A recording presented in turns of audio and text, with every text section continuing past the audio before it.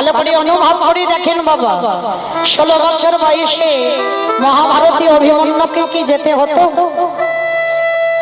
একটা 16 বছরের ছেলে মানে কতটুকু ছেলে? সাউন্ডটা বাড়াও। একটা 16 বছরের ছেলে মানে কতটুকু ছেলে? ওইটুকু ছেলেকে বাবা 16 বছর বয়সে কুরুক্ষেত্রের মাঠ থেকে চলে যেতে হলো। কেন? ওই 16 বছরের ছেলেটা বাবা মাতৃ জঠরে ছিল, সুভদ্রা আমার গর্ভে ছিল। অর্জুন সুভদ্রাকে শোনাচ্ছিল বাবা চক্রব্যূহের মধ্যে কি করে প্রবেশ করতে হয় আর কি করে বাইরে হতে হয়, মানে আগুন নিগমের কথা। এখানেই বাবা মহাভারত সমাজ শিক্ষা দিয়েছে কেমন ভাবে দেখেন। অভিমন্যু গর্ভে আছে, মা সুভদ্রা শুনছে বাবা, কিন্তু যখন ওই চক্রব্যূহে কি করে প্রবেশ করতে হয় ওই কাহিনীটা শুনলো, আর যখন বাইরে হতে হয় এটা বলছে অর্জুন, তখন কিন্তু মা সুভদ্রা ঘুমিয়ে পড়ল। আর মহাভারত প্রমাণ দিয়ে গেল, সন্তান মা যদি ঘুমায়, গর্ভের সন্তান আপনি থেকে ঘুমিয়ে পড়ে। মা যা শোনে সন্তান গর্ভে বসেও তাই শোনে। মা যা আহার করে গর্ভের সন্তান সেই আহার করে। তো মা ঘুমালো বলে অভিমন্যু গর্ভের মধ্যে ঘুমিয়ে পড়ছে। অভিমন্যু গর্ভ থেকে চিৎকার করে বলে উঠেছিল, মা তুমি আরেকটু ধৈর্য ধরো মা, তুমি যদি এইভাবে ঘুমিয়ে পড়ো আমি আর চক্রগ্রহ থেকে বেরোতে পারবো না, একটু তুমি ধৈর্য ধরো। কিন্তু বাবা গর্ভে যদি সন্তান মা মা বলে কাঁদে, গর্ভে সন্তানের কথা কি মা শুনতে পায়? শুনতে পেল না। মা সুভদ্রা ঘুমিয়ে পড়ল, আর মা সুভদ্রা ঘুমালো বলে গর্ভের অভিমন্যু ঘুমিয়ে পড়ল। আর যেদিন চক্রগ্রহ তৈরি হলো বাবা, এই জায়গাটা একটু আস্বাদন করবে। পৃথিবীতে যা যা কিছু ঘটনা ঘটে বাবা সবই তার চিত্রপটে, সবই তার ইচ্ছাতে হয়। তার ইচ্ছাতে বাবা গাছের একটা পাতা নড়ে না, তার ইচ্ছাতে যেমন মরা গাছে ফুল ফোটে না, তার ইচ্ছাতে শুকনো গাঙে উজানো বয় না। তার ইচ্ছাতেই যদি জগৎ চলে, তার ইচ্ছাতে যদি গোটা দুনিয়া চলে। ভালো করে ভেবে দেখেন বাবা, 16 বছরের ছেলে অভিমন্যু আজকের কুরুক্ষেত্রের মাঠে বধ হবে, সেটা কি আমার ভগবান জানতো না? কি বাবা জানতো না? খুব জানতো। আর জানতো বলেই তো অর্জুনকে ওই মাঠের বাইরে নিয়ে গেল। কারণ অর্জুন যদি ওইখানে থাকতো বর্তমান, তাহলে অভিমন্যু বধ হবে না।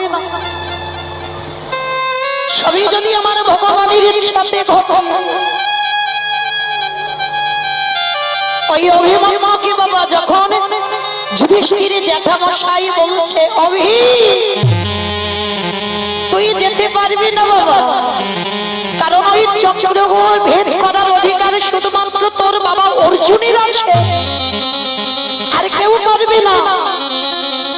অভিমন্যু হেসে বলেছিল, জেঠু আমার বাবার ভেদ করার অধিকার আছে আমি জানি, কিন্তু তুমি কি জানো আমি মাতৃ জঠরে থাকাকালীন আমার বাবার মুখ দিয়ে আমার মায়ের কান দিয়ে আমি শ্রবণ করেছি। আমি জানি কি করে চক্রগ্রহ ভেদ করতে হয়। কিন্তু বাবা একবারও অভিমন্যু বলেনি আমি প্রবেশ করতে পারবো, কিন্তু মা চক্রগ্রহ থেকে আর বেরোতে পারবো। এইটা যদি বলতো,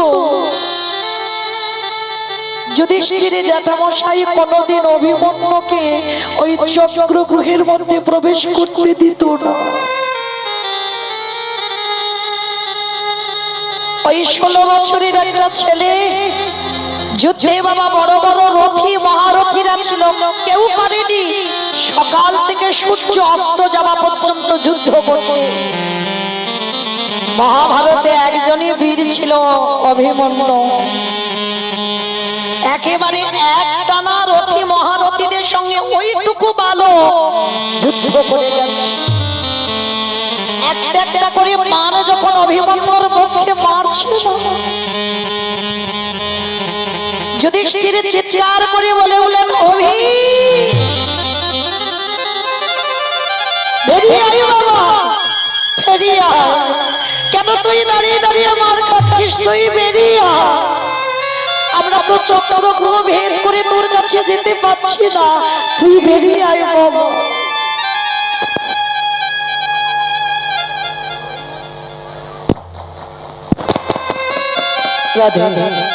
অভিমন্যু যে বেরোতে পারবে না সেটা তো বলছে না। 7 মহারথী মিলে বাবা ওই একটা ছোট ছেলে অভিমন্যুর পক্ষে বার।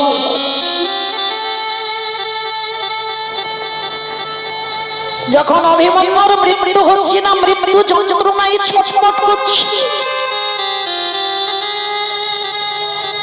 ওর বড় জ্যাঠামশাই ছিল তো বাবা কর্ণ, কুন্তী মায়ের কুমারী বেলার ছেলে, যেটা অভিমন্যু জানতো না, কিন্তু কর্ণ তো জানতো ওটা আমারই ভাইয়ের সন্তান। যখন মৃত্যু যন্ত্রণায় অভিমন্যু ছটফট করছে, কর্ণ কেঁদে কেঁদে বলেছিল দয়াময় আজকের আমি ওর বড় জেঠুর সামনে দাঁড়িয়ে আছি, ভাইয়ের সন্তান মানে আমার সন্তানের সম,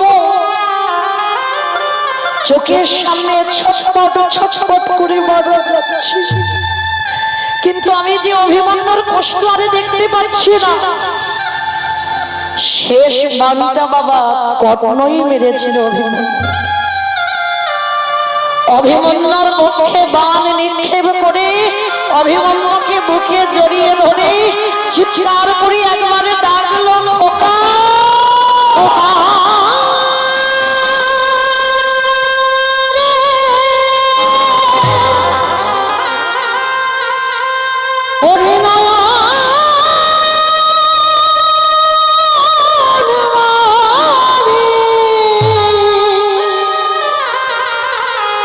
একেবারে ফিরে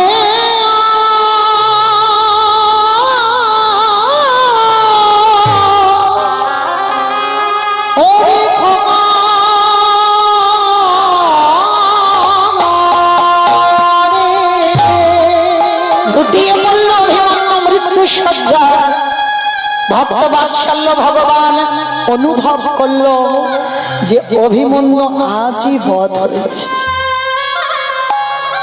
ভক্ত বাৎসল্য ভগবান রথের লাগাম ধরে কাঁদছে।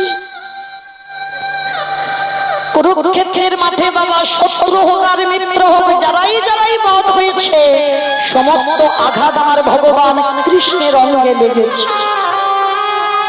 কেন? আমারে ভগবান বললেন ভক্ত রে, এই জগৎ সংসার মাঝে যদি কোনো আগে জানা ভক্ত সর্বস্ব ত্যাগ করে যদি আমার চরণ শরণাপন্ন হয়, আমি তারে কি করি জানো? তাকে যে জন্মে জন্ম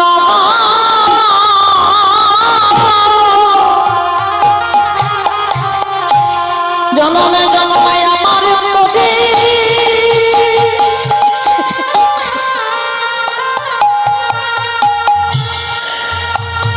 করে রাখি, যে জন আমার চরণে হরি বল হরি বল চরণে সব সবেছে, তাকে জন্মে জন্ম আমি আমার করে রাখি।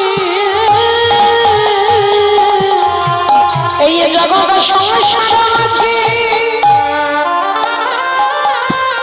যদি কোনো আগে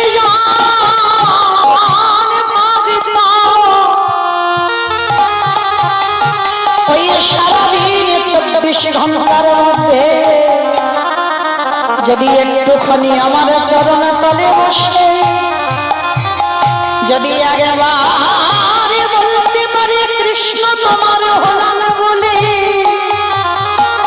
আমি এ জন্মে না ওগো আমি জন্মে জন্ম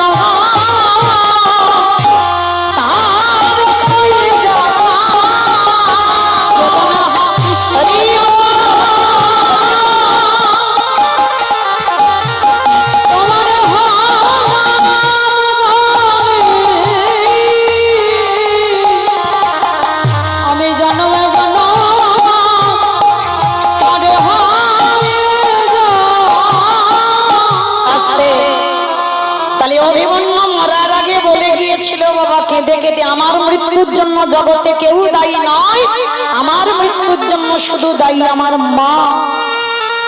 আমার মা যদি সেদিন না ঘুমাতো তাহলে কি এই 16 বৎসর বয়সে আমার প্রাণটা যেত? তাহলে বাবা এতেই মহাভারত প্রমাণ দিয়ে দিল, গর্ভে সন্তান নিলে সন্তান গর্ভে থাকাকালীন মায়ের আচরণ যেমন হয় সন্তান বাবা সেই দিকে ধাবিত হয়। মা যাহার করে সন্তান তাই আহার করে, মা যখনই ঘুমায় গর্ভের সন্তান তখনই ঘুমায়। মা চরিত্র যেমন হবে গর্ভের সন্তান পরবর্তীতে সেই দিকে ধাবিত হয়। মানে পালা তো দুটো হয়েছে বাবা, একটা আসার পালা একটা যাবার পালা। একটা আমরা সবাই সেরে ফেলেছি আর একটা বাকি আছে মা যাবার পালা। তাহলে প্রত্যেকের জীবন বাবা, এই জীবনটাই আমাদের উত্তরগোষ্ঠ। আজকের গোটা লীলাটাই বাবা তত্ত্ব মিশ্রিত লীলা, আর গোটা লীলাটাই বাবা আমার দেহ তত্ত্বের লীলা, মানে কোনো আজে বাজে কথা নয়। আজকের লীলাটা বাবা সম্পূর্ণ আমাদের দেহের সঙ্গে মিলিয়ে নিতে পারবে। প্রত্যেকের জীবনে উত্তরগোষ্ঠ হবে, প্রত্যেকের জীবনে বাবা রাসের বাঁশি বাজবে। কে গো মায়েরা রাসের বাঁশি বাজবে না? প্রত্যেকের জীবনে বাজবে। রাস মানে বাবা ওই আমার গোবিন্দ আর আমার কৃষ্ণ ওই যে নৃত্য প্রতিযোগিতা হবে, এটা রাস নয়। ভক্ত ভগবানের মিলনটাই হচ্ছে রাস, জীবাত্মা পরমাত্মার মিলনটাই হচ্ছে রাস। তাহলে প্রত্যেকের জীবনে রাস আসবে কেমন? যেমন বাবা আপনারা আমরা রাসলীলা শুনেছেন, বৈষ্ণব পদাবলিতে বলছেন ব্রজগোপীগঞ্জে যখন মুরলী বাদন করে ডাকলো তখন বাবা কারোর এক চোখে কাজল এক চোখে কাজল নেই, এক হাতে কঙ্কন পড়েছে এক হাতে কঙ্কন এখন পড়া হয়, শীতেতে সিঁদুরটা দিয়েছে কপালে এখন টিপটা পড়া হয়, একটা চরণে নূপুর পড়েছে আর একটা চরণে এখন পড়া হয়। ভালো করে বাবা দেহ তত্ত্বে মিলিয়ে দেখে, যদি সত্যিকারের রাশির মাসে বেজে যায় বাবা এখন বাজে কটা, আর এই সময় বাবা দিনের শেষ আর সন্ধ্যার শুরু, এই সময় যদি আমার মাসি বাজে বা এখানে এত গরমে কত কষ্ট করে বসে আছেন, যদি কারোর মাসি বেজে যায় বলতে পারবো আমরা বাড়িতে যাই, ছেলে মেয়েরা বাড়িতে আছে, বাবা মা বাড়িতে আছে, তাদেরকে একটু দেখবো তারপরে যাব।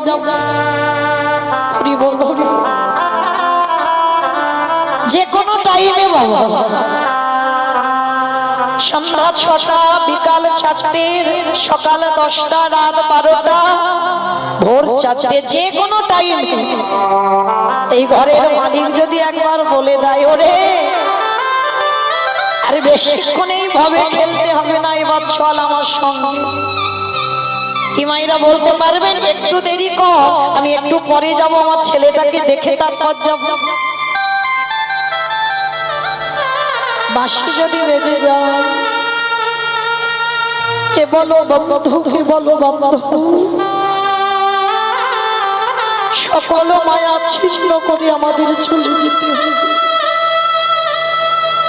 তাহলে প্রত্যেকের জীবনেই বাবা আসবে উত্তরগোষ্ঠ, প্রত্যেকের জীবনেই বাজবে বাবা রাসলীলার বাঁশি।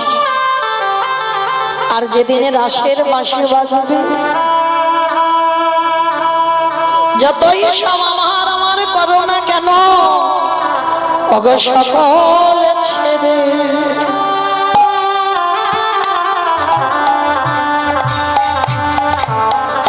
সকল ছেড়ে চলে যেতে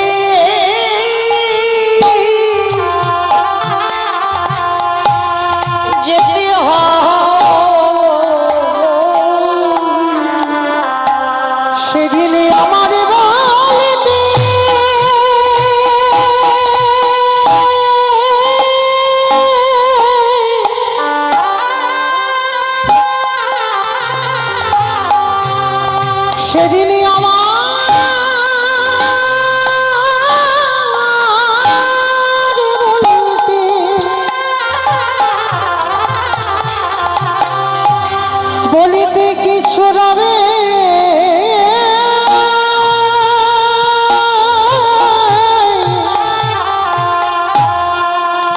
রবে না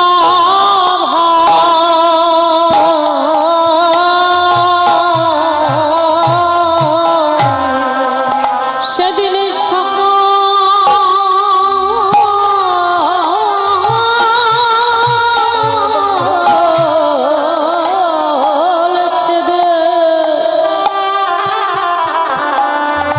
সকলে ছেড়ে চলে যেতে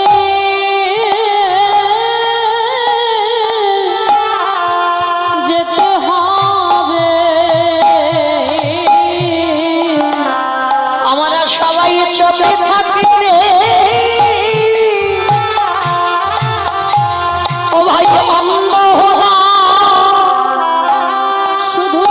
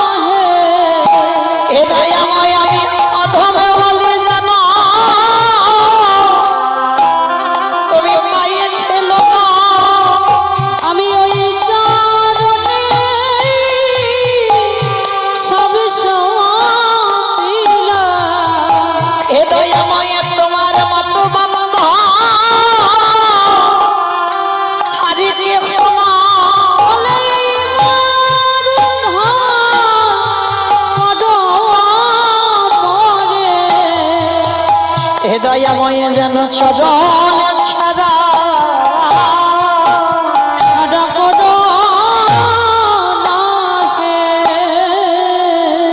আসতে তাহলে প্রত্যেকের জীবনে যখন গ্যারান্টি নেই কিসের জন্য এত আমার আমার করে আঁকড়ে থাকা সব যখন ক্ষণস্থায়ী চিরস্থায়ী যদি সম্পদ আমার গোবিন্দ চরণ হয় তাহলে সময় থাকতে থাকতেই শিশুকালে কৃষ্ণ ভজে কৃষ্ণ পাবার আসে কৃষ্ণ পাবার আসে ওগো যৌবনেতে কৃষ্ণ ভজে আসে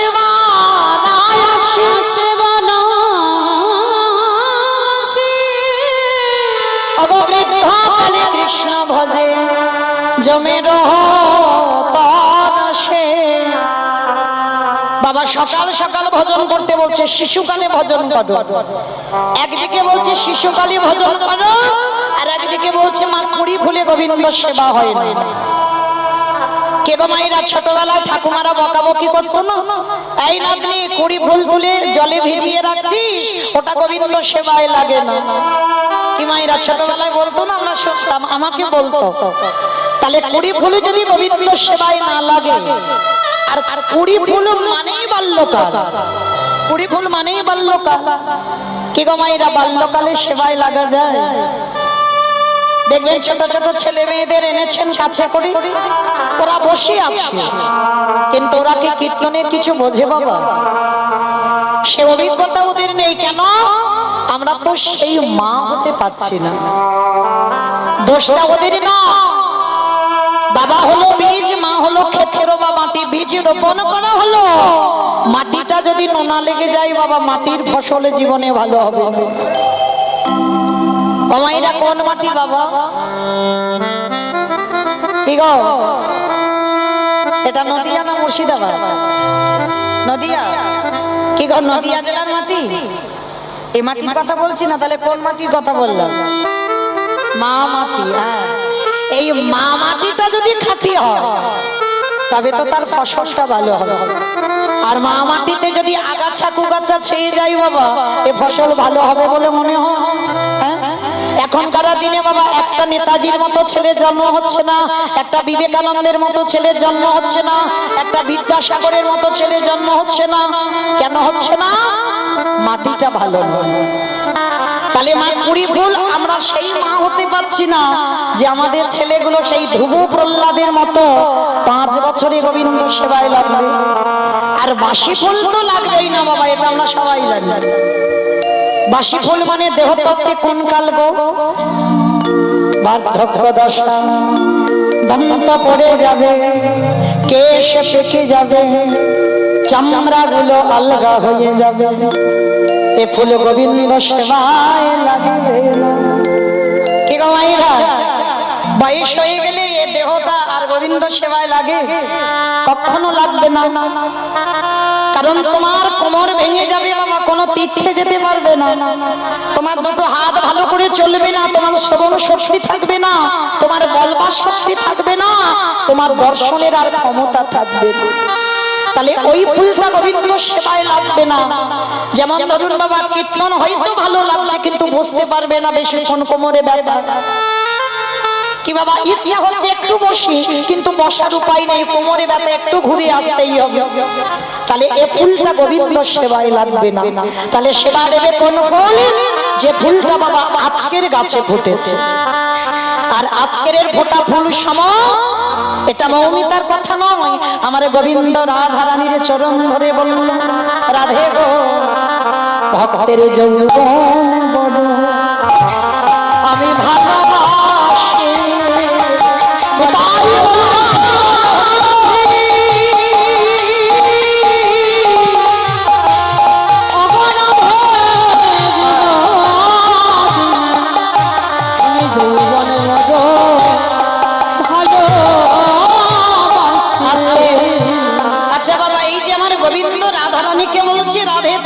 যৌবন ভালোবাসা।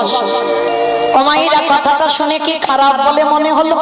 যে আমার ভগবান ভক্তের যৌবন ভালোবাসে, মানে বুড়ো বয়স ভালো লাগে না আর একেবারে অল্প বয়স ভালো লাগে না। তোকে এইটা মনে মনে আসছে যে যৌবন মানে এটাই না। গোবিন্দ আমার কোন যৌবনের কথা বলছে? যেদিন তোমাদের দেশ ইন্দ্রিয়, এই পাঁচটা জ্ঞানেন্দ্রিয়, পাঁচটা কর্মেন্দ্রিয় যেদিনে সতেজ থাকবে বাবা, যখন বল ক্ষমতা থাকে তখন কিছু মানে ধরাকে সরা মনে হয়, রক্ত গরম, তখন যে কাজ করতে পারবে। আর তুমি বুড়ো বয়সে সেই কাজ করতে পারবে? তখন তোমার চোখের দৃষ্টিটা ভালো থাকবে, শ্রবণের শক্তিটা ভালো থাকবে, তোমার কণ্ঠ ভালো থাকবে। ইমা, এই যেমন আমি মৌমিতা এখন গান গাইতে পাচ্ছি, সবাই খবর নেয় দিদি কেমন আছে। কিন্তু বাবা যেদিন বার্ধক্য দশায় বিছানায় পড়বো, সেদিন কি কেউ একবার ফোন করে জিজ্ঞেস করবে দিদি কেমন আছো? সংসারে তাই বাবা, যতদিন তুমি দিতে পারবে সংসারে ততদিন তোমার কদর যত্ন করবে। আর যেদিন থেকে তুমি সংসারে দেওয়া বন্ধ করে দেবে, আর তোমার সংসার ভালোবাসবে। কারণ আজকের আমি দিতে পারি তাই আমার সবাই ভালোবাসে। আর যেদিন আমি কিছু দিতে পারবো না, যেদিন বল ক্ষমতা থাকবে না, যেদিন কণ্ঠ রোধ হয়ে যাবে, শ্রবণ শক্তি থাকবে না, বার্ধক্য দশা আসবে, সেদিন আর কেউ আমায় চিনবে না। ওই জন্য গোবিন্দ বলছে, রাধে ভক্তের যৌবন ভালোবাসে। কেন? যৌবনে ভালোবেসে যে তৃপ্তি পাওয়া যায় সেটা অসময় হয় না। আর যারা যারা মাথুরী লীলা শুনেছেন বাবা, রাধারানীর দশমী দশা, গোবিন্দকে ভালোবেসে রাধারানীর মৃত্যু দশা, সেই রাধারানী বলেছিল, সজনী রে আমার গোবিন্দ এই ব্রজ ছেড়ে মথুরায় চলে গেল, যদি কোনদিন সৌভাগ্যক্রমে ব্রজধামে ফিরে আসি, বলে সজনী রে সেদিনে যদি আমার যৌবনে না থাকে। রাধারানী রাখে আমার কথা না, রাধারানী বলছে আমার যৌবনে যদি না থাকে, বলে বল সজনী রে আমি কি দিয়ে গোবিন্দে গোবিন্দের সেবা।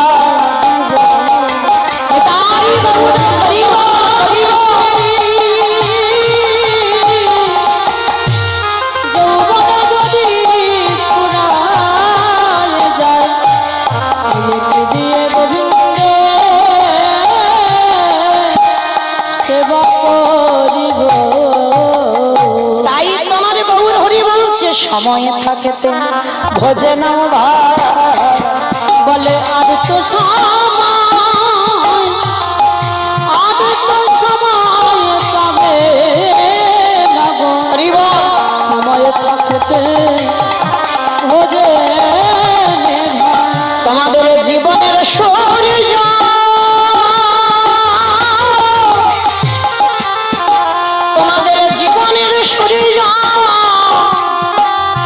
ওই ডুববো ডুববো ভাব ভাই তো সময় থাকতে ভোজে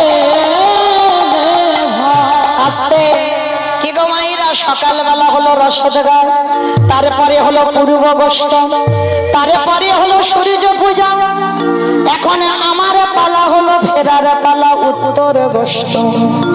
তাহলে ভালো করে ভেবে দেখেন, সকালে সূর্য উদয় হলো, সেই সকালে গড়িয়ে এলো দুপুর বেলা, ওই দুপুর গড়াই গিয়ে এলো আমাদের বিকাল বেলা। মিলিয়ে দেখেন বাবা দেহ তত্ত্বে প্রত্যেকের জীবনে সকাল হয়েছিল। প্রথমেই বলেছি বাবা লীলাটা সম্পূর্ণ দেহ তত্ত্বের লীলা। সবার জীবনে সকাল ছিল, কি বাবা ছিল না? বাল্যকাল, ওটাই তো সকাল। দেখবেন শিশুকালে কি আমার শত্রু কি আমার মিত্র, হ্যাঁ এর কোলে উঠবো কি ওর কোলে উঠবো না, শিশুদের সেই জ্ঞান থাকে থাকে না। ওটা সকালবেলা, ওটা শান্ত। যখন সকালবেলা সূর্য ওঠে, সে জ্যৈষ্ঠ মাসে হোক, বৈশাখ মাসে হোক আর পৌষ মাসে হোক, সকালের সূর্যের তাপ নেওয়া যায়। কেন? ওটা শীতলতা দান করে। কিন্তু ওই সূর্য যখন মাথার উপরে ওঠে, মিলিয়ে দেখেন বাবা দেহ তত্ত্বে সেই সময়টাকে বললেন যৌবনকাল। সূর্য যখন মাথায় ওঠে তখন বাবা প্রখর তাপ, এত তেজ, কি গো মাইরা সেই তেজ নেওয়া যায়? হ্যাঁ, যদি তোমার একেবারে কোনো বাবা বা কোনো শিশু বালককে খালি গায়ে খুব রোদ উঠেছে দাঁড় করিয়ে রেখে দেওয়া যায়, বলো তো ওই তেজ সহ্য হয়? তাহলে লক্ষ্য করেন দেহ তত্ত্বে ওটাই হলো যৌবনকাল। রক্ত গরম, আর এতটাই রক্ত গরম হয়ে যায়, ওই রক্ত গরমে বাবা সবাই সংসার মায়াতে আবদ্ধ। কিন্তু সংসারের খেলা খেলতে খেলতে বাবা আমরা ভুলে যাই যে আমাদের ঘরে যেতে হবে। কি বাবা আমাদের যে ঘরে যেতে হবে সেটা কারণ মনে আছে বলে মনে হয়? একটু মায়া করে না? আমার যাবো কিন্তু আমার নাতিটাকে ফেলে থাকবো কি করে? কি মা মনে হয় না? এইগুলোই তো আগাছা কুগাছা। কৃষ্ণ ভজনের অধিকারী হতে গেলে যেদিন তোমার হৃদয় থেকে তুমি জনমের মতো মায়া মোহ ত্যাগ করতে পারবে, শুধু একটাই চরণে আশ্রয় করবে আমার গৌর গোবিন্দ চরণ, সেই দিন আর তোমাকে তার কাছে যেতে হবে না, আমার ভগবান আসবে তোমার দ্বারে।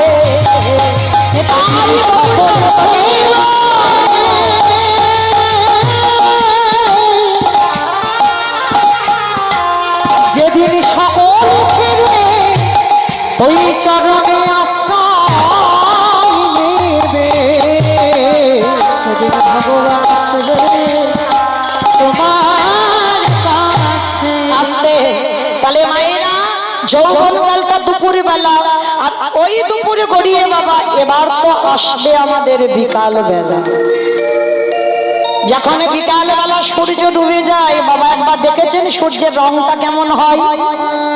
লাল হয়ে যায় না? টুকটুকে লাল, বড় হয়ে যায়।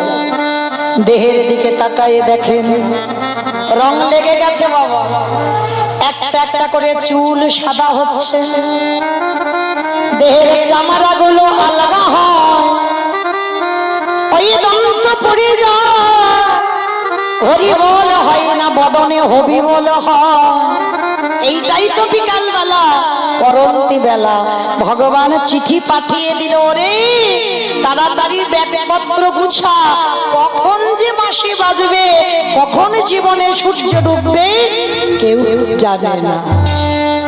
তাহলে বাবা প্রত্যেকের লক্ষ্য রাখতে হবে, যৌবন কালে থাকতে থাকতে গোবিন্দ সেবা করো, তাহলে বার্ধক্যে সেবা হবে না। তাই তো রাধারানী বলল সজনীরে, আমার বধূ যেদিনে ব্রজধামে আবার ফিরে আসবে, সেদিনে যদি আমার দেহে যৌবন না থাকে, কি দিয়ে গোবিন্দ সেবা দিব? আমার যৌবন যদি আমার যৌবন যদি উড়ায় যায়,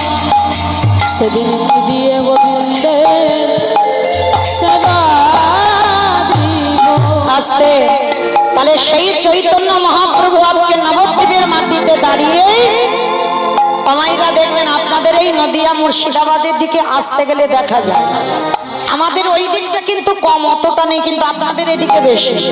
বয়স্ক বাবারা ওই একটা প্লাস্টিক পেতে রাস্তার পাশে বসে বসে তাস খেলে।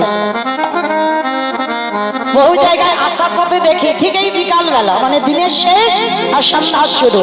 দোষটা আমার বাবাদের না, আমার ভগবান চৈতন্য মহাপ্রভু শিক্ষা দিচ্ছেন। দেখেন খেলো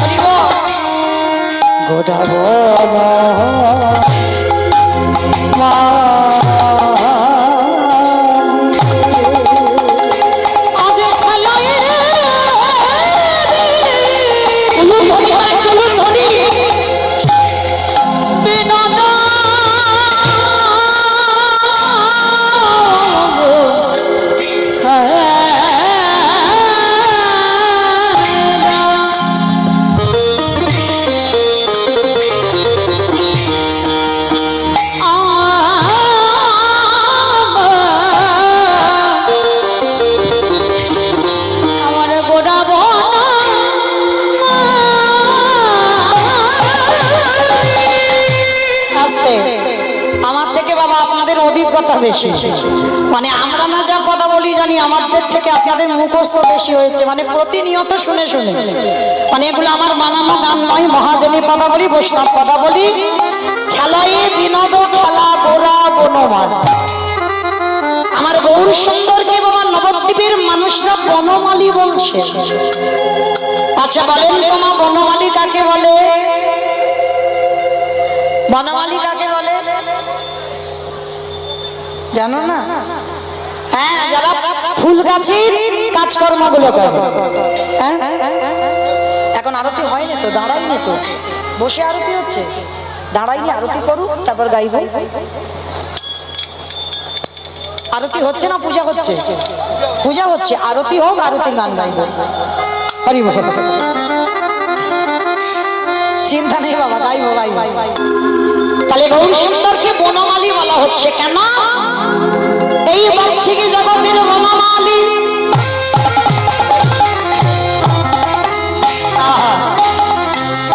আবারও দেখেন দেহতত্ত্ব। বাচ্চিকি জগতের বনমালী বাইরের ফুলের গাছের কাজ করে। মানে ফুলে যদি আগাছা কোগাছা জন্মায় তুলে ফেলে দেয়, সকাল সকাল ফুল গাছের চারায় জল দেয়, ফুল তোলে, মালা গাঁথে, তাকে বনমালী বলে। কিন্তু গৌর সুন্দরকে আজকের বনমালী বলা হচ্ছে কেন? এই বাচ্চিকি জগতের বনমালী ওই ফুল গাছে আগাছা কোগাছা হলে। তাহলে মায়েরা কোথায় ছিলাম বলো তো দেখি আবার, কোথায় ছিলাম? সে এত ভজন কীর্তন হলো, আরতি হলো, সব গন্ডগোল হয়ে গেছে। বলো কোথায় ছিলাম? আমি তো ভুলে গেছি। নবদ্বীপে ছিলাম। আচ্ছা, তাহলে খেলায় বিনোদ খেলা গোরা বনমাল। বাচ্চিকি জগতের বনমালী এই ফুল বাগানে আগাছা কুগাছা হলে ছিটে ফেলে দেয়, ফুল গাছ পরিচর্যা করে। কিন্তু আমার গৌর হরি তাকে কেন বনমালী বলা হলো জানো?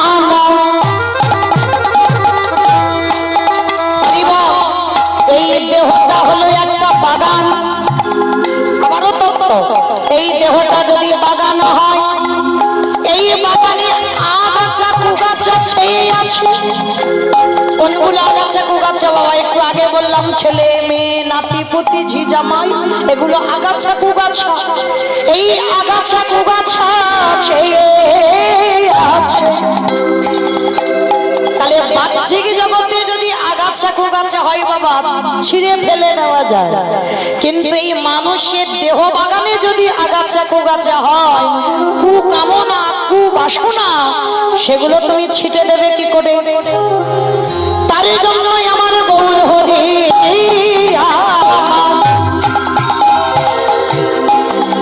ওই নাম অস্ত্র প্রেম অস্ত্র, নামে অস্ত্র প্রেম অস্ত্র নিয়ে হরি নাম দিয়ে কৃষ্ণ নাম দিয়ে এই কলি রাগাছা গোগাছা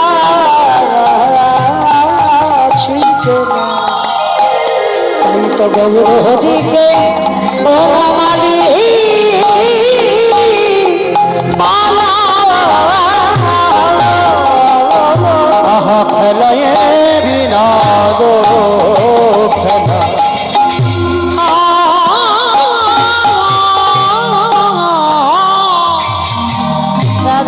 আমার গোলামা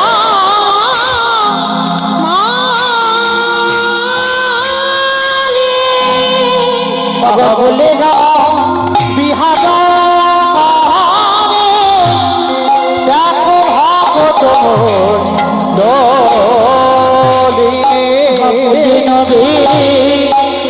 বিহার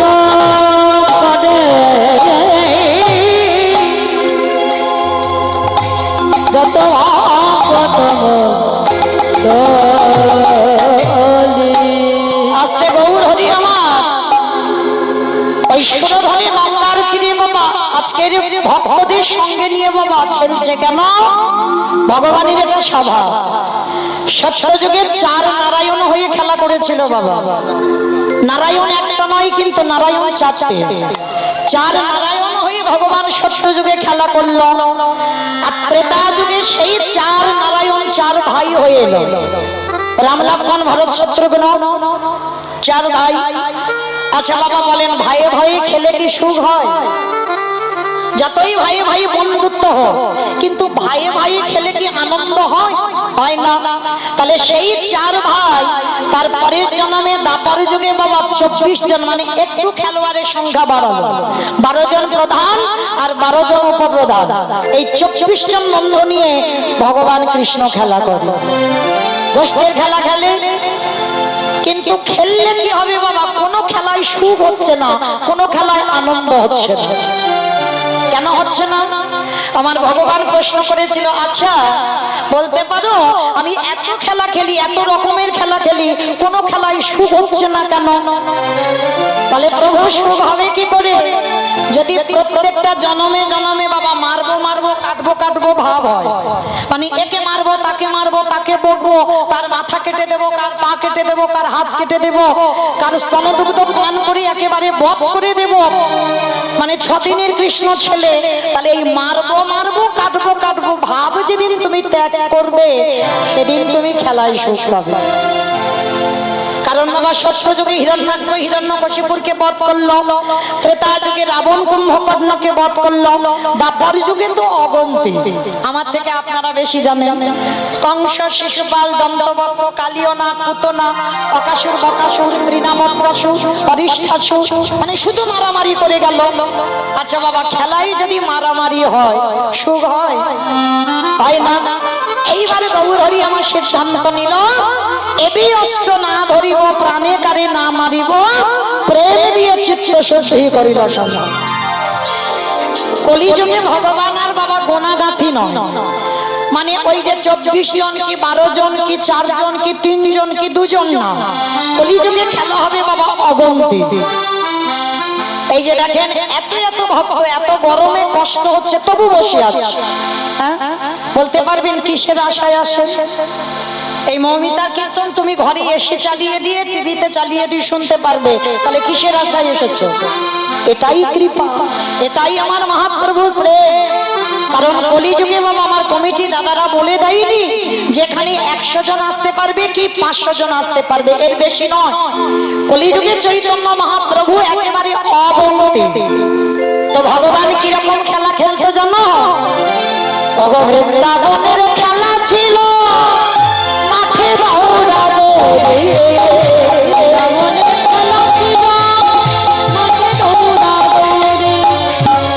আমার বুঝতে পারছো? বৃন্দাবনের খেলা ছিল মাঠে দৌড়া দৌড়ি, মানে ওই যে শ্রীরাম সুদাম দাম সুদাম, এই বাছুর চলে যাচ্ছে, গরুদের ধরছে, এক বন্ধু এক বন্ধুর কাঁধে উঠছে, এইরকম খেলা, মানে দৌড়াদৌড়ি খেলা। ওই জন্য পদাবলিতে বলছে বৃন্দাবনের খেলা ছিল মাঠে দৌড়াদৌড়ি, বৃন্দাবন হরি একইভাবে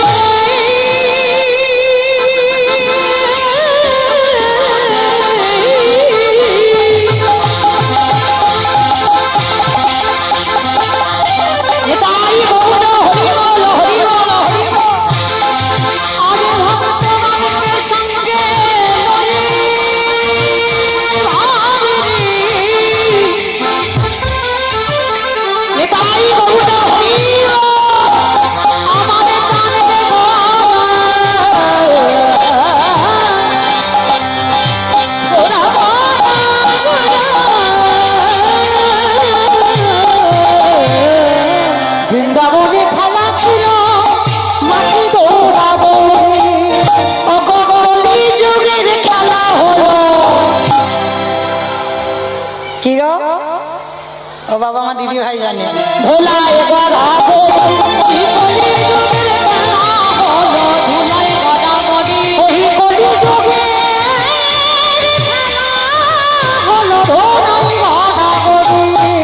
বৃন্দাবনের খেলা ছিল প্রধান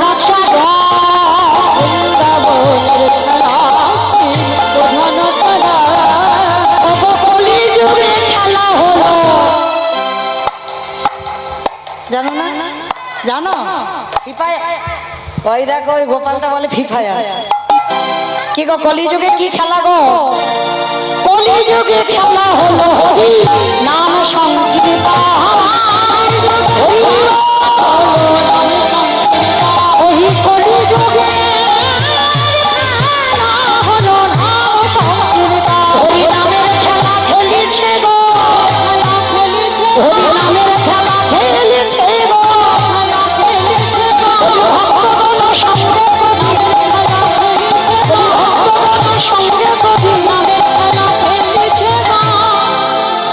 হরি নামের খেলা খেলতে খেলতে কখন সূর্য ডুবে গেছে। প্যান্ডেল করা আছে বুঝতে পারছি নি তো, কখন সূর্য ডুবে গেল। আর যখনই সূর্য ডুবে গেল সঙ্গে সঙ্গে ডাবে দিল, আরে দেরি না, এবার ঘরে যেতে হবে। অবসান হইল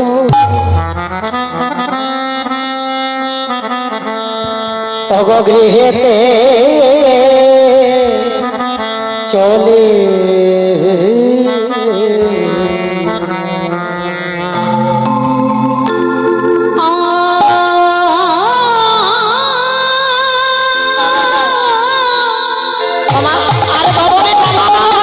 এবার ফিরতে হবে।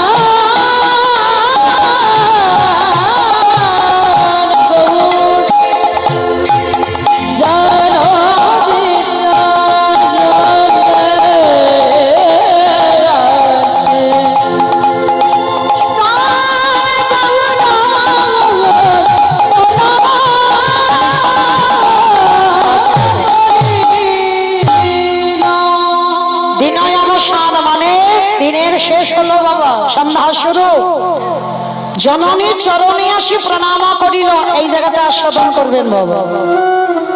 আমার গৌরী নিজে আচরণ করে সমাজকে শিক্ষা দিচ্ছেন।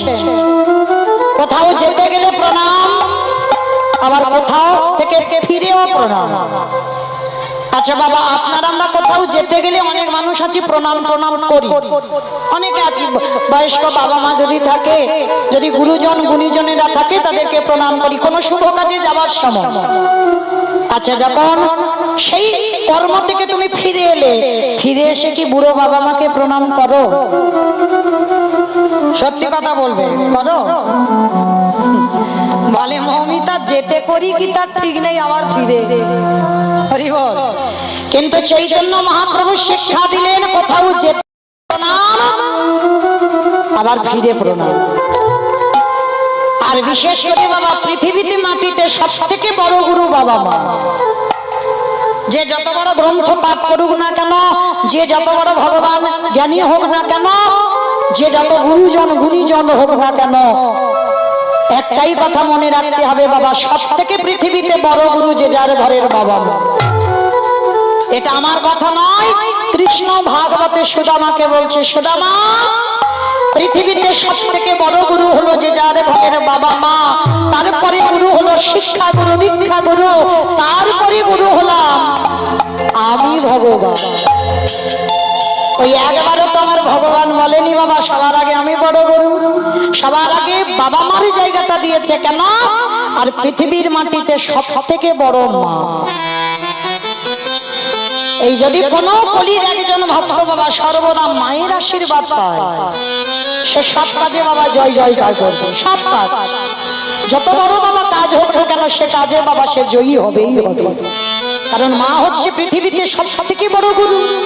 প্রমাণ এই জানো, কার্তিক আর গণেশের দুই ভাই ঝগড়া হয়েছিল। কার্তিক বলেছিল আমি বড় ছেলে, আর গণেশ বলেছিল আমি বড় ছেলে। আমাইরা বলো তো দেখি কে বড় ছেলে, কার্তিক না গণেশ? গণেশ? কার্তিক? আমার দিদি ভাইরা বলছে কার্তিক। গণেশ? ওই রকম একটা গেটে নাটা মতো ছেলে ওকে করে বড় ছেলে হয়। কার্তিক মানে কত লম্বা চওড়া ছেলে, কার্তিকই তো বড় ছেলে হয়। বলে না, দেখে লম্বা চওড়া হলে হবে না, হ্যাঁ তার আচরণ বলে দেবে বাবা, কর্ম বলে দেবে। তা কার্তিক গণেশ দুই ভাই ঝগড়া করছে, এ বলে আমি মার বড় ছেলে, ও বলে আমি মার বড় ছেলে। দুই ভাই মুখে মুখে হতে হতে বাবা একেবারে হাতাহাতি লাঠালাঠি লেগে গেছে। আর যেই না হাতাহাতি লেগে গেছে, জগৎ জননী মা দুর্গা কৈলাসে সে বলছে দুই ভাই একেবারে ঝগড়া লেগে গেছে। এ বলে আমি বড়, ও বলে আমি বড়। মা তো জানে কে বড়। এবার কার্তিক গণেশ দুইজনে মায়ের উপরে ছেড়েছে, মা তুমি বলো কে বড়। তাও এখানে যদি মায়ের দুই সন্তান সমান, মা কারোর পক্ষ নিতে পারে না, তাহলে দুই সন্তান যদি সমান হয়, তাহলে মা বলছে শোন, তোদের পরীক্ষা দিয়ে তোদের বড় ছোট তোরা বিচার করে নে। বলে কিরকম? বলে শোন, আমি কৈলাসে তোর বাবাকে নিয়ে বসলাম, আর এই কৈলাসের মাঝখানে বসে আছি, আর তোরা দুই ভাই পৃথিবী পর্যটন করে, মানে পৃথিবীতে যত যত তীর্থ আছে সমস্ত তীর্থে স্নান করে, তীর্থ পর্যটন করে, যে আগে আমার কোলে বসবে, যে আগে আমার পদধূলাটা নেবে, সেই হবে আমার বড় ছেলে। যেই না শুনেছে, কার্তিক হেসে বলছে কিরে গণেশ দাদা, এবার কি হবে? বড্ড দাদা হওয়ার শখ না নে। আমার তো আমার কার্তিকের বাহন কি? ময়ূর। আর যদি ময়ূরের পিঠে চড়া যায়, ময়ূর একেবারে এমন দৌড় দিবে তাড়াতাড়ি যাবে। আর গণেশ ঠাকুরের বাহন কাঠবেড়ালি। কাঠবেড়ালি? কাঠবেড়ালি ইঁদুর। ইঁদুর তো তাহলে বাবা গণেশের বাহন যদি ইঁদুর হয়, ও বেটা গর্ত দেখলে ঢুকে যাবে। আবার যদি জল ডাকে তো পিছনে পা হবে। তাহলে এই ব্যাপার নিয়ে তো তীর্থ পর্যটন হবে না। তো কার্তিকের মনে মনে খুব হাসি পাচ্ছে, কারণ আমি তো আমার বাহন ময়ূর, আর ময়ূরের পিঠে ঘুরে আসবো, আমি হব মার বড় ছেলে। এইখানেও প্রমাণ হয়ে গেল বাবা, অহংকার ভগবান কোনোদিন সহ্য করে না। অহংকার যার হবে, অনিবার্য কোনো না কোনো দিন বাবা তার পতন হবেই হবে। হ্যাঁ, সর্বদা চেষ্টা করবেন বাবা অহংকার থেকে দূরে থাকতে। তো এবার অহংকার চিত্তে যেই না ময়ূরের পিঠে উঠে একটা চাবুক দিয়েছে, ময়ূর একেবারে উড়ে চলে গেল। আর দেখবেন বাবা, আগে আমি কান মলে নিচ্ছি, অপরাধ নিয়ে একটা কথা বলি, যারা একটু বেঁটে সেটে নাটা মতো হয় না, তাদের একটু বুদ্ধিটা বেশি হয়। আগে কিন্তু কান মলে নিয়েছি, যেন কেউ গায়ে চাপিয়ে নিও না। মানে যারা একটু নাটা মতো হয়, যারা বেঁটে ঘাটো হয় না, ওদের একটু বুদ্ধিটা তীক্ষ্ণ হয়। তো বেঁটে ছেলে গণেশ মনে মনে ভাবছে, আচ্ছা ভাই তো উড়ে চলে গেল, কিন্তু আমার তো এ ব্যাটার দ্বারা সম্ভব নয়। এর ভক্ত দেখলে ঢুকে পড়বে, আর জল দেখলে 10 পা পিছনে যাবে। তাহলে এ ব্যাটার নিয়ে আমি তীর্থ পর্যটন করব কি করে? তাহলে দাঁড়া, এইবার কি করেছে গণেশ? আমার ইঁদুরের পিঠে বসেছে, হর পার্বতী কৈলাসের মাঝখানে বসে আছে। আর গণেশ কি করেছে? ইঁদুরকে বলছে, শোন বেটা, কোথাও যেতে হবে না, বাবা মা যেখানে বসে আছে ওই কৈলাসটাকে 3 বার প্রদক্ষিণ করে আমার মায়ের কাছে নিয়ে যাবে। গণেশ কি করে? আর এবারটা কার্তিক তো একেবারে কাল ঘাম ছুটে যাচ্ছে, তীর্থ পর্যটনে গেছে। আর এদিকে গণেশ কৈলাসটাকে 3 বার প্রদক্ষিণ করে ষষ্ঠাঙ্গে মা বাবা বসে আছে, দণ্ডবত প্রণাম। আর যেই না দণ্ডবত প্রণাম করা, মা কি করেছে? গণেশকে একটা কোলের উপরে নিয়ে, আর গণেশের প্রিয় খাবার তো লাড্ডু, লাড্ডুটা নিয়ে গণেশকে খাওয়াচ্ছে। আর এদিকে কার্তিক বাবা কাল ঘাম ছুটে গিয়ে একেবারে ঘেমে নিয়ে গেছে, স্নান হয়ে গেছে, ময়ূরের পিঠে এসে যেই না ঘরে ঢোকার সঙ্গে সঙ্গে ছোট মা, আমি ময়ূরকে নিয়ে তীর্থ পর্যটনে গেলাম, আর এবারটা গণেশ কি করে তোমার কোলে বসলো? এত তাড়াতাড়ি ও এলো কোথা থেকে? তার মানে ও তীর্থে যায়নি। জগৎ জননী মা হেসে হচ্ছে, খোকা যাও কোথায়? তীর্থে। তীর্থে ভগবান নাই। ভগবান যদি খুঁজতে হয়, যে যার ঘরের ভিতরে বসে ভগবান খোঁজে। আমি বললাম তুমি অহংকার চিত্তে চলে গেলে ময়ূরকে নিয়ে তীর্থ পর্যটনে, আর তোমার এই গণেশ দাদা আর তীর্থে যেতে লাগেনি। এ বুদ্ধি করে কৈলাসটাকে 3 বার প্রদক্ষিণ করে ও বাবা মার চরণে দণ্ডবত প্রণাম করেছে। তাহলে পৃথিবীতে সব থেকে গুরু যদি, বড় গুরু যদি বাবা মা হয়, তাকে কি বাবা কোনো জায়গায় কোনো তীর্থে যেতে হয়? একবারই যদি সারা পৃথিবীর মাটিতে একজন ভক্ত বৎসরে একবারে যদি জীবিত ভগবান পূজা করে, আর জীবিত ভগবান বাবা মা, তার নবদ্বীপ যেতে হয় না, বৃন্দাবন যেতে হয় না, হরিদ্বার, দক্ষিণ ভারত, পশ্চিম ভারত, কুম্ভ মেলায় কোথাও তাকে স্নান করতে হবে না। যদি জীবিত ভগবান থাকে আর জীবিত ভগবানকে বৎসরে একবার পূজা দাও, সারা জন্ম যদি তুমি কোথাও না যাও, ভগবান বলছে আমি সারা জন্ম সেই ভক্তের দুয়ারে বলবে। এইটা মৌমিতা বলল না, চৈতন্য মহাপ্রভু নবদ্বীপে শিক্ষা দিল। হরিনাম করতে গেছে, নিমাই প্রণাম করে গেল, আর দিনের শেষ সন্ধ্যার শুরু বাড়িতে এসে আমার শচী ঠাকুরানীকে দণ্ডবত প্রণাম। তাহলে বাবা কীর্তন মানে জীব শিক্ষা। আমরা শিখলাম কি? কোথাও যেতে গেলে প্রণাম করতে হবে, আবার কোথাও থেকে ফিরে প্রণাম করতে হবে। এটা আমার চৈতন্য মহাপ্রভু আচরণ করে শেখালো। শুধু ওটাই নয়, আর যেই না প্রণাম, নিমায়ে সর্ব অঙ্গে আজকের ধুলা মাথা, ধুলায় ধূসর অঙ্গ ভগ ভগ ধুলায় ধূসর ধূসর অঙ্গ, ধুলায় ধূসর অঙ্গ গধ গধ নারহরি বল, আমার নিমাই রঙ্গে এত ধুলো বালি মাখা কেন? নরহরি কেঁদে বলছে, মা তোমার নিমাই রঙ্গে কেউ ধুলা মাখাইনি। তোমার নিমাই যখন ওই নবদ্বীপের মাটিতে হরিনাম করে, রাধা কৃষ্ণ একাত্মা দুই দেহ ধরি অনন্য বিলাসের আস্বাদন করি, এই দুই ভাবে চৈতন্য গোসাই ভাব রসাস্বাদিতে দহে কোথায়। তোমার নিমাই হরি নাম করে, কখনো রাধা ভাব আর কখনো কৃষ্ণ ভাব। মা তোমার নিমাই ওই নদিয়ার মাটিতে যখন কোন সময়ে কৃষ্ণ ভাবে ভাবিত হয়ে যায়,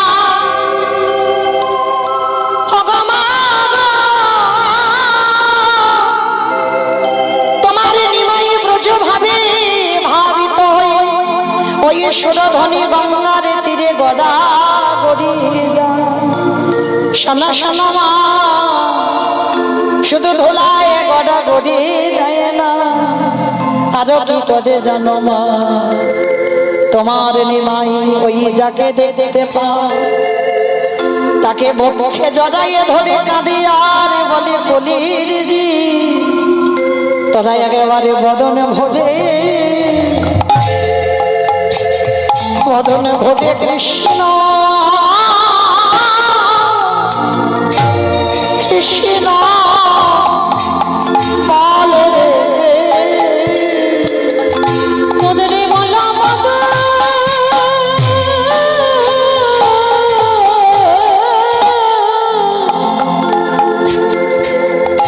তোদের বলা বাবা আরে পাবি না। একবার বলে নে ভালো সময় কাটবে, একেবারে বদন ভরে তোরা কৃষ্ণ কৃষ্ণ বাবা, তোমার নিমাইয়ের গায়ে তো কেউ ধুলা দেয়নি, কি করে জানো তোমার নিমাই সুরধ্বনির তীরে বলে ধরা ধরিয়া হরি বল মাগো জড়া জড়ি সদয় মুখে বলে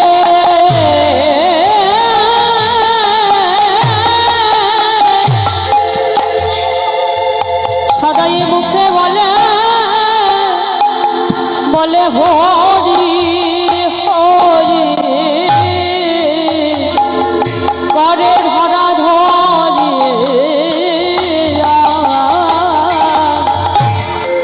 আরে জড়া জড়ি শুধু জড়া জড়ি ধরা ধরি করে না মা গো, ওই সুরধ্বনির তীরে তোমার নিমাই যেন বৃন্দাবনের কথা মনে করে সবার চরণ তলে লুটিয়ে পড়ে, তাদের চরণের ধুলাগুলো গায়ে মাখে। তাই মা আজ তোমার নিমাইয়ের সর্বঙ্গে ধুলা মাখা। আস্তে ও মায়েরা, এই মা কি বস্তু ভেবে দেখেছেন? মা কি বস্তু? আর মা যদি একবার কিছু মন থেকে বলে দেয়, এইটা কান খুলে শুনে নাও মা, মা যদি মন থেকে কিছু বলে দেয় সেটা হবেই হবে। হ্যাঁ, এই যে আমাদের নিঃশ্বাস চলে না,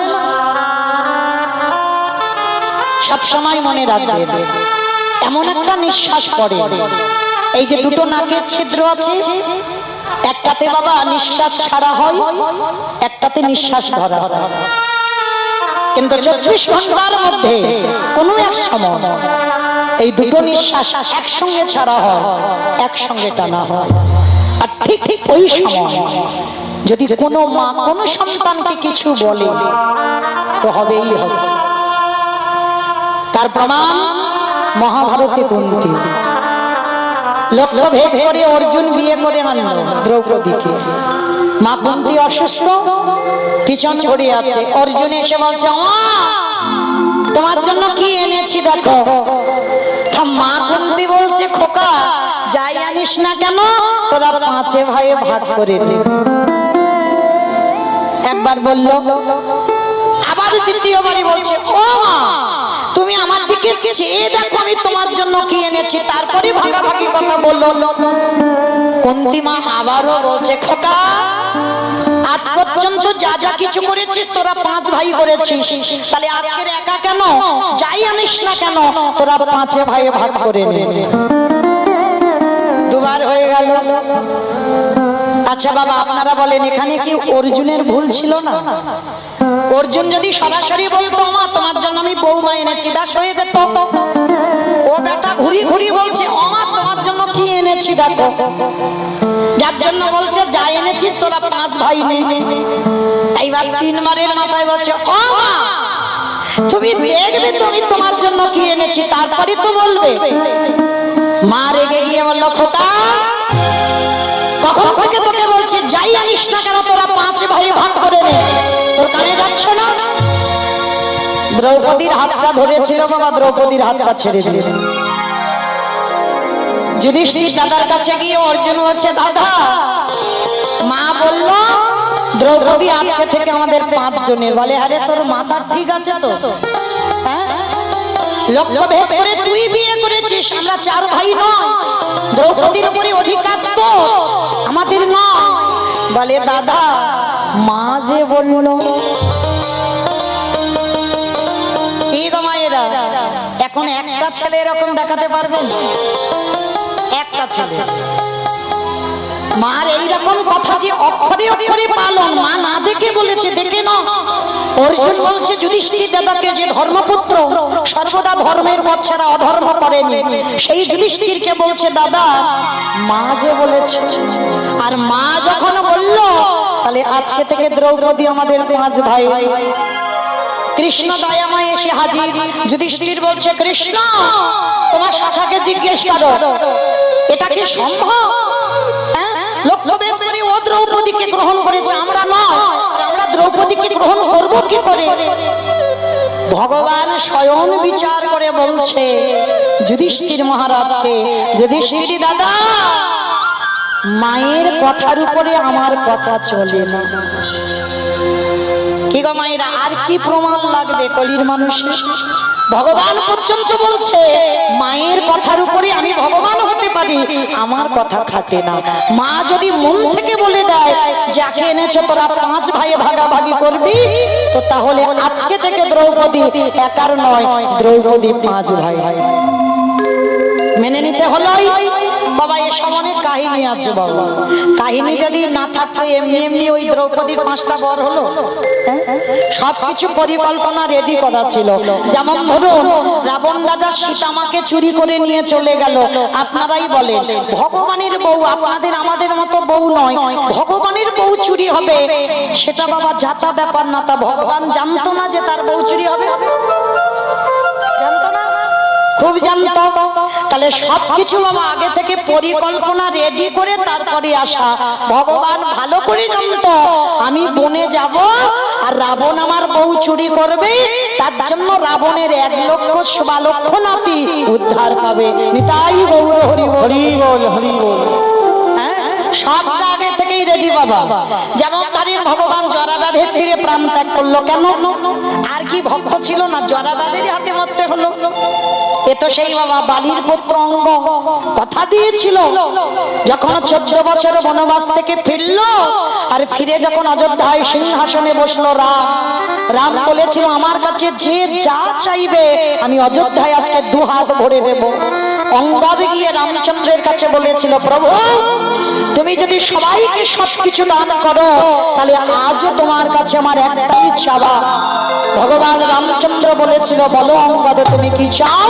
বলে অন্য কিছু নয়, আমি আমার পিতৃ হত্যার প্রতিশোধ নিতে চাই। বাবা আপনারা রামায়ণ পড়ে দেখবেন বালিকে কিন্তু নৃশংসভাবে হত্যা করেছিল রামচন্দ্র। বালির কোনো দোষ ছিল না, কোনো দোষ নয়, ইচ্ছা করে মেরেছে। কেন?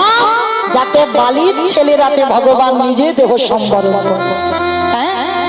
যার জন্য তো বাবা রাজস্বাই যজ্ঞে বৈষ্ণব সেবার আয়োজন করেছিল ভগবান কৃষ্ণ। কেন? রাবণকে আর বালিকে বধ করার অপরাধের জন্য ভগবান পাপী হয়েছিল। ভগবানেরও পাপ হয় বাবা। তাহলে যা যা কিছু শাস্ত্রে পাবেন বাবা সব পরিকল্পনা হয়ে তবে তৈরি হয়ে আসে। তাহলে আজকেই ভগবান শিক্ষা দিল যে মায়ের কথার উপরে আমার কথা চলবে না। তাহলে মা কুন্তি যখন যদি বলে দ্রৌপদী 5 জনের তো দ্রৌপদীর 5 জনের, আজকে থেকে দ্রৌপদী শুধু যুধিষ্ঠির একার, ওই একার নয়, ভীমের একার নয়, অর্জুনের একার নয়, নকুল সহদেবের একার নয়, 5 ভাই সমান সমান অধিকার। আর বাবা কোথায় ছিল সর্বঘাটের কাঠালি বলা একজন, বলো তো কে? হরে মোজাদি মাধু কইতবে ভাগে গোপাল গোবিন্দ উলুধ্বনি মহানন্দ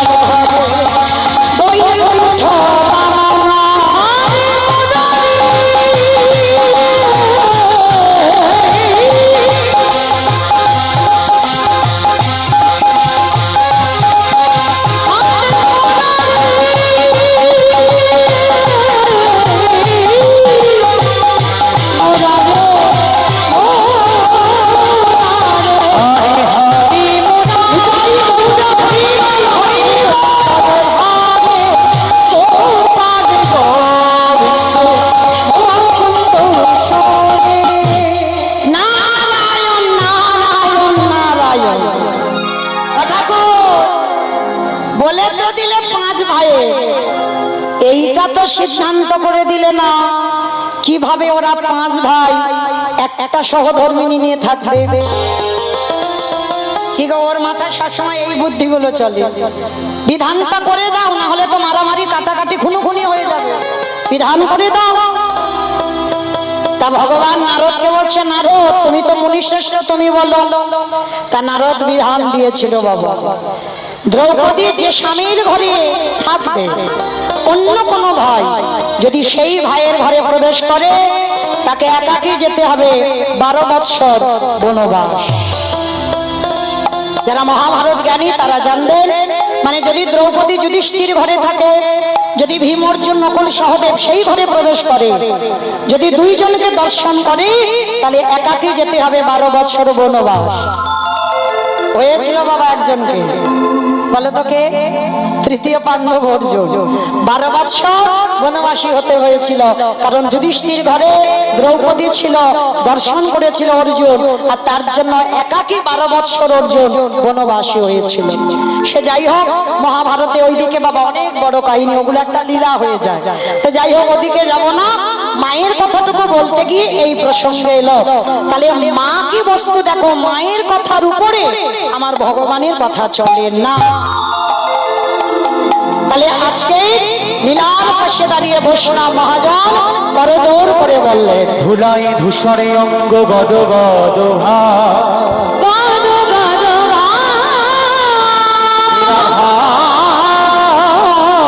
গদ পদ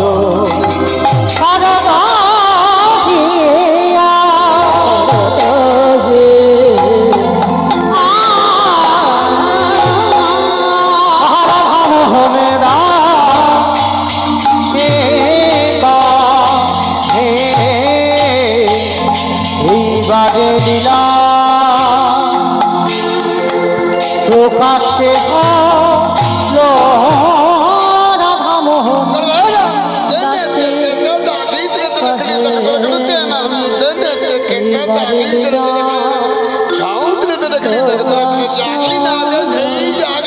রাধা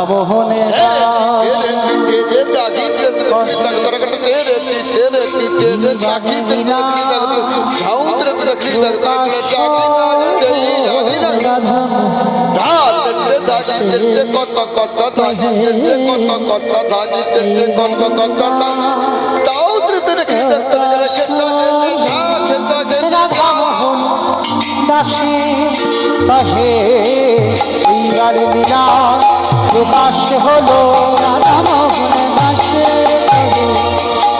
লীলা প্রকাশ হলো রাধা মোহনে দাসে কহে এইবার লীলা প্রকাশ হলো।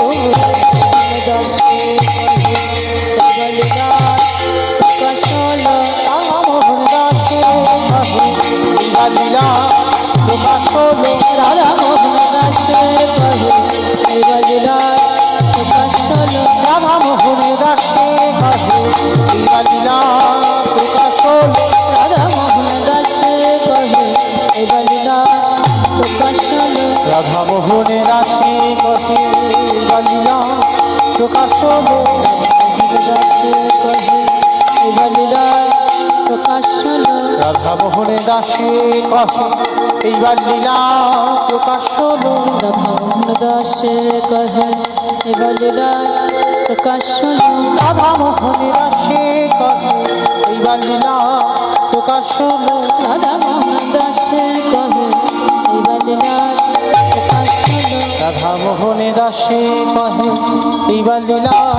প্রকাশ হলো রাধা মোহনে দাসে কহে এইবার লীলা প্রকাশ হলো রাধা মোহন দাসে কহে এবার লীলা প্রকাশ হলো রাধা মোহনে দাসে কহে এইবার লীলা প্রকাশ হলো রাধা মোহন দাসে কহে এবার লীলা প্রকাশ হলো রাধা মোহনে দাসে কহে এইবার লীলা প্রকাশ হলো সে কহে এইবার লীলা প্রকাশ হলো রাধা মোহন দাসে কহে এবার লীলা প্রকাশ হলো রাধা মোহনে দাসে কহে এইবার লীলা প্রকাশ হলো দাসে কহে এবার লীলা প্রকাশ হলো কহে এবার লীলা প্রকাশ হলো রাধা মোহন দাসে কহে এইবার লীলা প্রকাশ হলো রাধা মোহন দাসে কহে এবার লীলা প্রকাশ হলো মোহন দাসে কহে এইবার লীলা প্রকাশ হলো রে রাধা মোহন দাসে কহে শ্রীকৃষ্ণে যাতে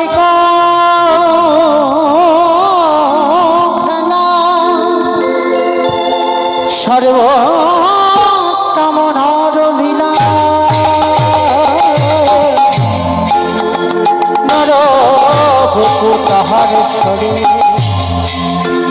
গোপ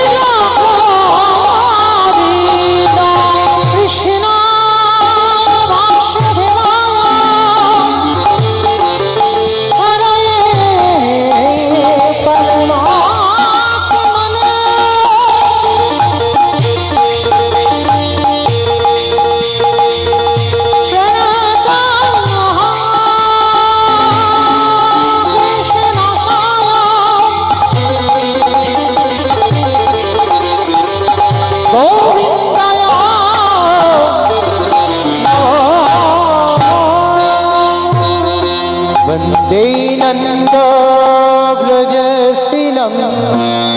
पादरेणुमवेक्षसा यासं हरे पततविष प्रणति भुवनस्य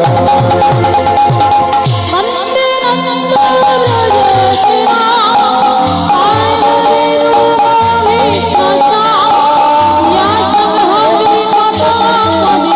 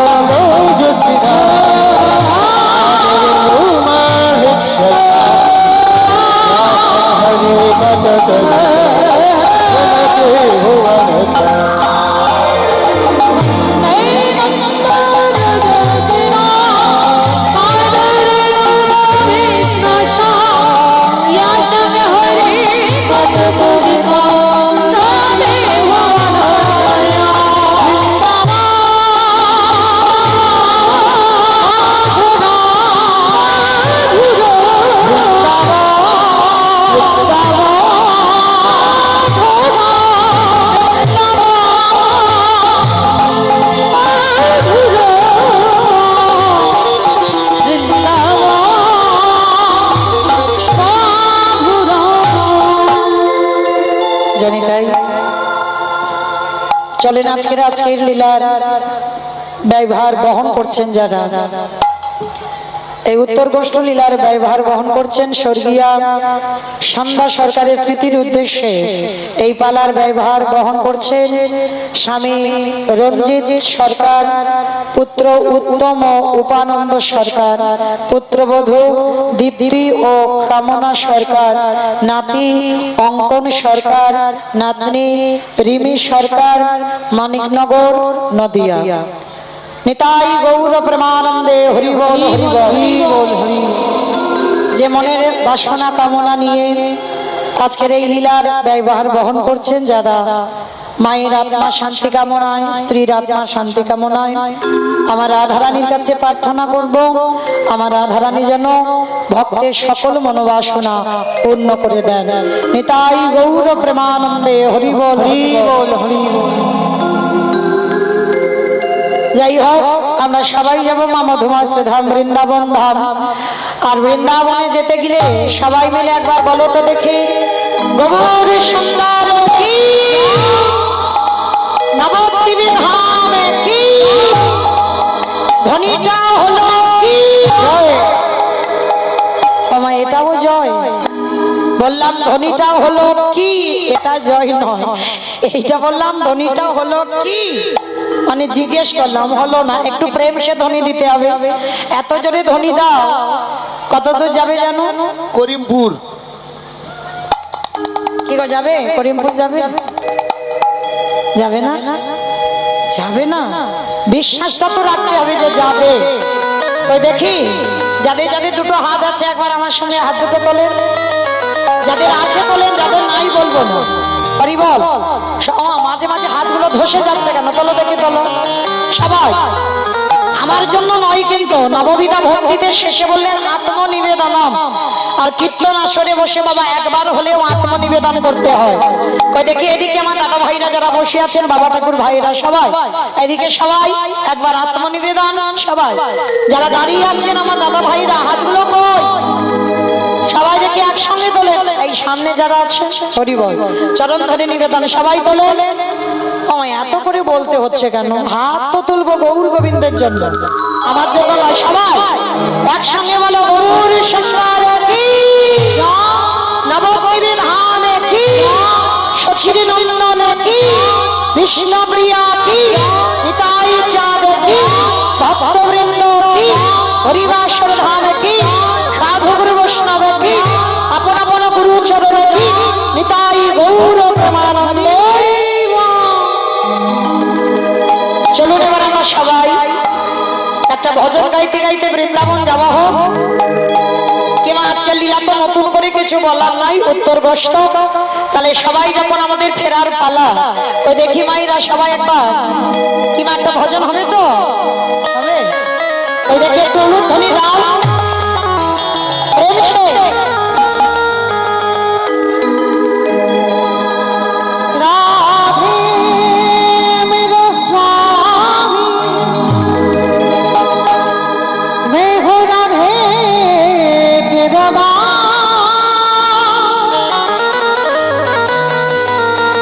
जन्म जन्म मांगे दीजिया वृंदावनी निवास। जय राधे श्री राधे, जय श्री कृष्ण बोलो जय राधे। राधे श्री राधे, जय श्री कृष्ण बोलो जय राधे।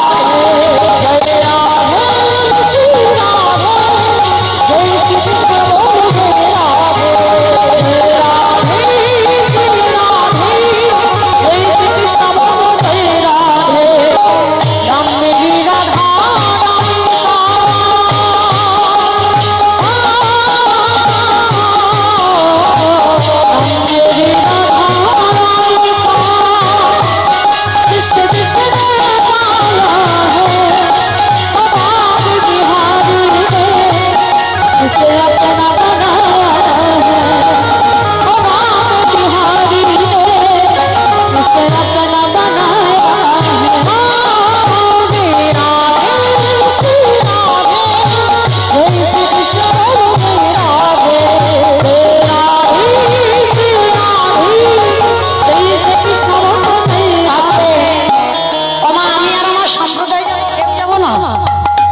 কেউ যাবো না? সবাই যাবো তো? যারা যারা যাবো কই দেখি একবার সবাই আমার সঙ্গে দুটো বাহু উত্তোলন করে। সবাই একসঙ্গে তালে তালে করে তালি। আর একবার মা কালী দিব্যি আর বলবো না, এবার তো শেষ। সবাই একসঙ্গে তালে তালে করে তালি। কেমন? নাম মেরি রাধা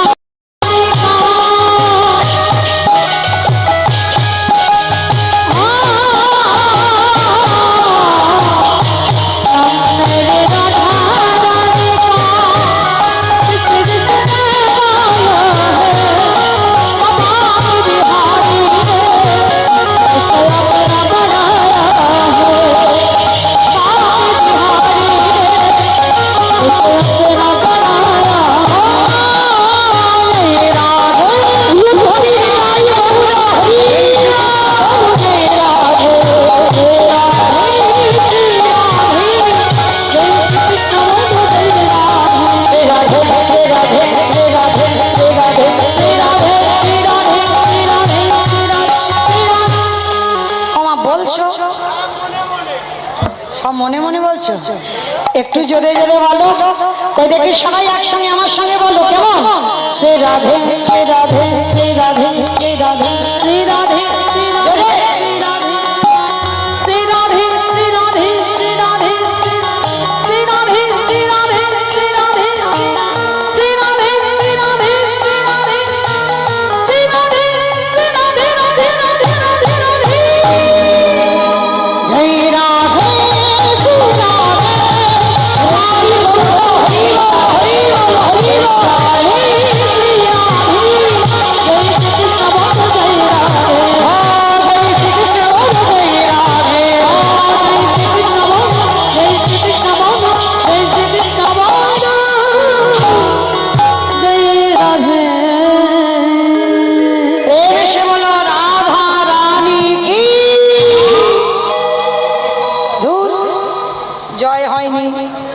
এতজন ভক্তের এইটুকু নাকি আওয়াজ? আমার তোমাদের মানিকনগরে শাশুড়ি বৌমাতে ঝগড়া টগড়া হয় না? হয়, ঝগড়া হয়? বেশ, আচ্ছা ওই ঝগড়াঝাটি হলে যে গলাটা বার হয় একটু বের করবে? তখন তো ভাসুর আর শ্বশুর যদি এক জায়গায় দাঁড়ায় তো লজ্জা কম হবে না আর গলার আওয়াজ কমবে না। ওই আওয়াজটা একবার বের করো, একবার, আর বলবো না। সবাই গলাটা ছেড়ে দাও। কেমন? বলে রাধা রানী কি। তার মানে ঝগড়া হয়। বৃন্দাবনেশ্বরী কি, যমুনা মাইয়া কি, নন্দ বাবা কি, উৎসাগম কি, বর্ষানম কি, ভক্তবৃন্দ কি, হরিবাসর ধাম কি, সাধুগুরু বৈষ্ণব কি, আপন আপন গুরু চরণ কি, নিতাই গৌর প্রেমানন্দে। বাবা আরতিটা একটু করে নে, একটু আরতির গান শোনা হোক। একটু সবাই একটু ধ্বনি দেখি সবাই। এবার আমার ছেলে বাজাবে একটু ধ্বনি। জয় জয় গোদা চাঁদে আরতি কষ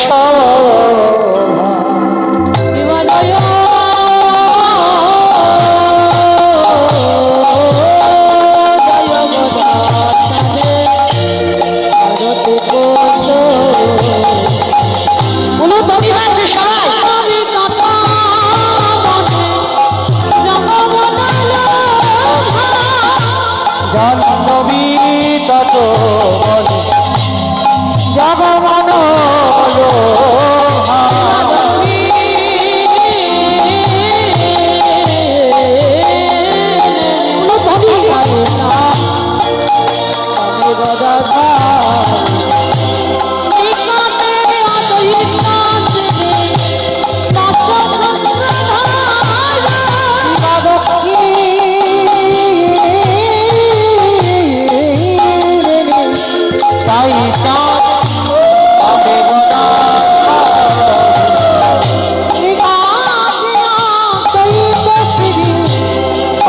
ছত্র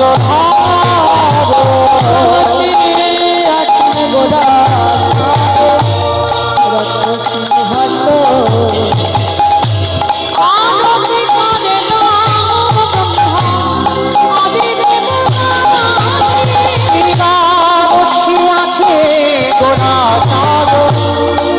সিংহাসন আরাতি করে না আদি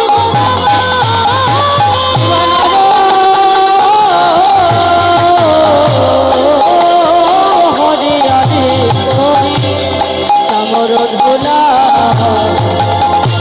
সঞ্জয় মুকুন্দা বসু বসে হরি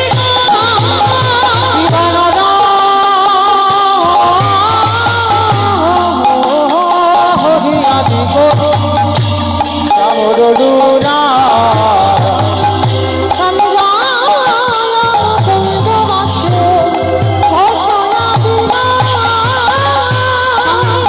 বাজে ঘন্টা বাজে বাজে করোনা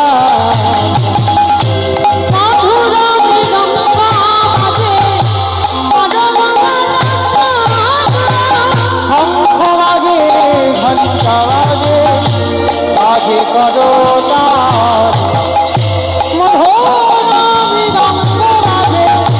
পরম রসা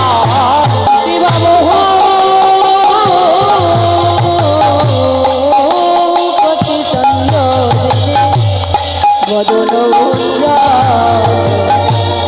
গলা দেশে বনমালা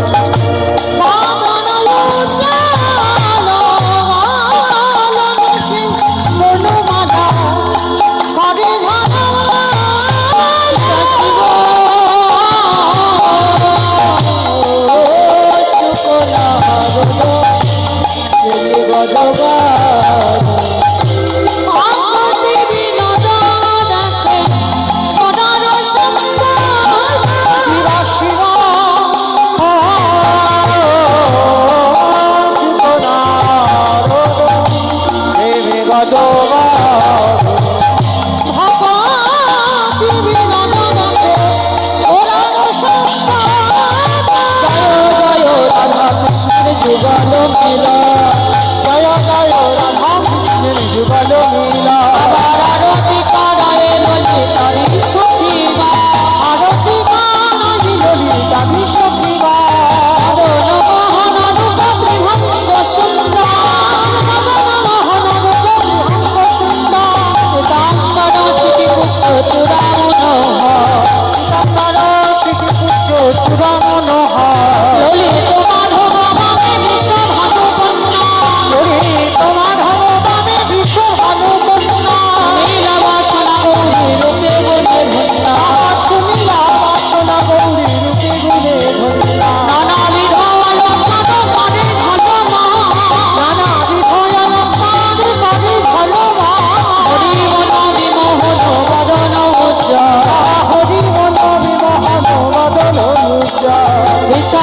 সখী